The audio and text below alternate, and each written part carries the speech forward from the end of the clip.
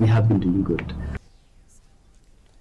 Ka Health City Hospital na Guwahati hagasngi ka baar haringkat ka Jingkhmih nok tilang bat ka District Early Intervention Center Jowai kala Pynlong ya ka Jingkhmih Bnia na ka benta kinong pangklong snam hagasnong panaliar ka badon ha Jowai. Ya ka Jingkhmih Bnia la Pynlong na ka benta ka West Giant Hills District bat ka East Giant Hills District.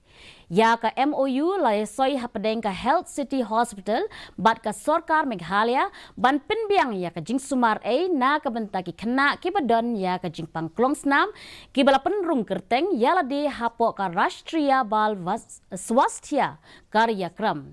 U Director Jong ka Pediatric Cardiology u Dr. Surabhi Das ula pentip ba ki don ki nongpang ki bahab ban sumar no kham kloy bat ban tista hakar kam sumar.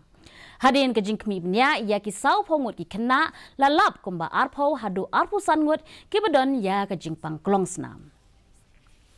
Now we already have a MOU which is signed in between our hospital and the government of Meghalaya.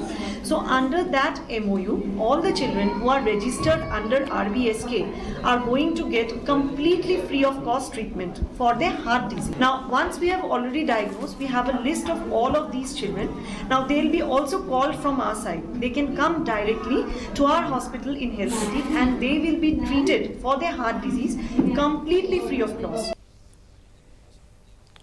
Kumshi benta bansa Jingkhmih la